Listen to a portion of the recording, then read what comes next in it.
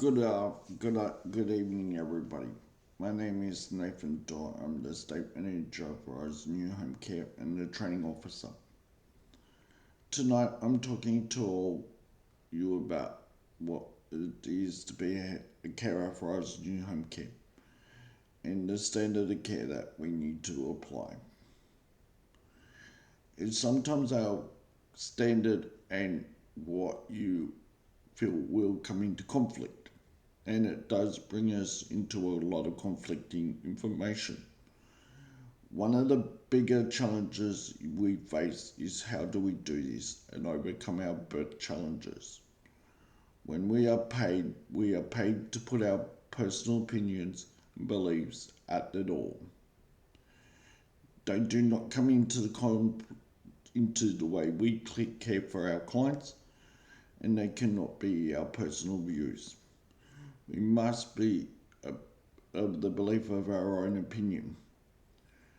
That is why it is called opinion centered approach does not come into it. What you believe is irrelevant. You must keep your personal opinions out of it. You must approach this from a realistic approach, which means look at it from the way your participant does. How does it impact on them? Is there anything that you could do to help them overcome their personal challenge? And the best way of doing this is to listen to them. When we listen to our participants, we gather a little bit of information that we can use to help write the best report we can. We must not be afraid to listen to them, because as soon as we become afraid to listen to them, we're not doing our job appropriately or professionally. We are a professional body. We have to act it, we have to be it. But if we say no, we can't do this, then we're limiting ourselves and our ability to do our job. We must also write fairness. It has to be fair.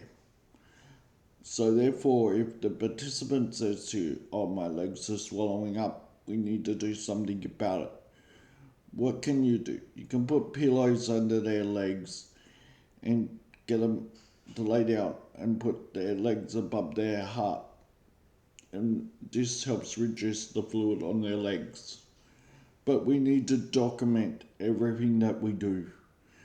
Because if we don't document it and an incident happens, then it is on you as the carer to prove that you are doing the right thing by the participant. Because at the end of the day, it's your job to be reporting these things, it's not the participants. So we go in and do incident reports and we make them the best we can. And if you have problems with doing that, you ask for the assistance of admin or your team leader, and they will help you through that process.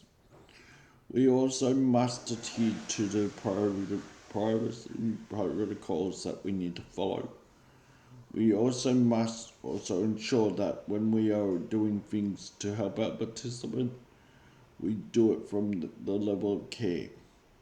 We keep our duty of care in our forefront. We do it in a way that is a protocol and appropriate to the participant. It is not your role to judge them.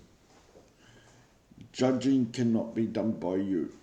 Because if you judge something, you could get this wrong. It's not your role to do this. It is your role to support and respect them. You must also be able to control and report any incidents. Because at the end of the day, this is your job. It's your role to be effective support worker. It's your role to be able to do incident reports. It's your role that gets into question. If you can't do your role, well then, what are you doing here? This is ineffectively putting you at a disadvantage and puts Oz New Home Care in a negative spotlight. Remember, the purpose of you is to put us in a better spotlight. But we can't do this if you are refusing to do your job.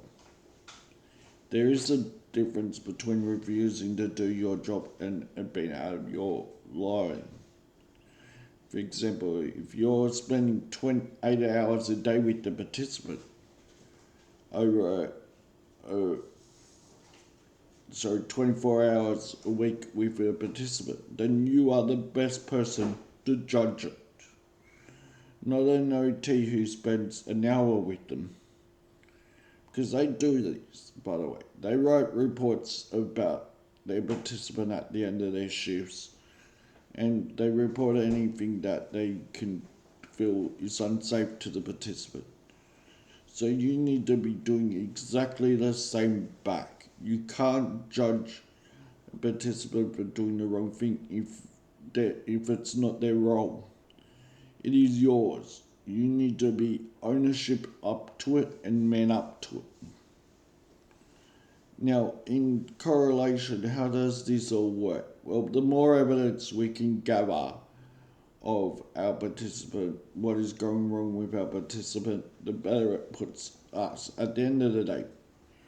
Remembering, reviews often don't look good if there is not enough evidence of something going wrong. Then the NDIS doesn't care. They flick through it. We need to pull this into a headline and say to the NDIS, this is stronger, this needs more funding. Because this is when it happens. We need to date it, time it, we need to stamp it. And above all, we need to be mentioning it a lot. Because only mentioning it once, the NDIS says, you know what, it only happened once. Therefore, we don't need to fund it. Because if they only see it happening once, then they don't really care about anything else. They only care about how many times it gets mentioned, how much it actually happens. And that's where we need to come together with you as a management and you as a support worker. You need to keep mentioning every time it happens. Doesn't matter if it happens when the participant's in the shower.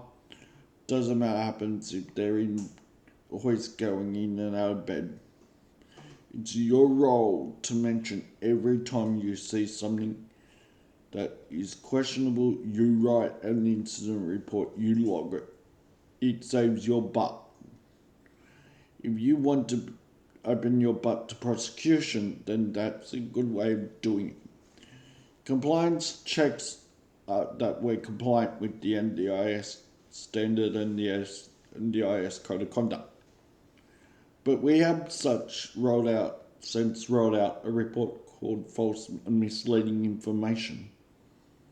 This basically means that all the information you give must be true, must be valid, and must be adhered to at all times. If you cannot do this, then you can't work. It's simple as a periodic full. And false is where you give misleading information. If you say everything's okay, but yet again there's evidence that it's not okay, then that is a false and misleading declaration to us, which means we should be standing you down and reporting you, because we do not want false or misleading reports. You can't help a client if you don't know what is going on. So you need to construct yourselves in a better manner and put yourselves in a better spotlight. Because at the end of the day, Oz New Home Care is the provider that gives you the work. It's your role to report to them anything that is happening to their participant. At the end of the day, if you do this job, then that's the role you assume. You can't just pick what you will and will not be able to do. Because it is a requirement by law that you must know what you are doing. And please remember, we are here to help you at any stage we can. But unless you give us what is going on, how can we assist a participant? You need to be able to be thankful for getting it. There is no such thing as a grey line about it. If there was a grey line about it, we would tell you to be very careful with the grey lines. Of course, you can't mention it as a sexual thing, because if it's not sexual, if it's sexual, it's not an area a support worker should be going down.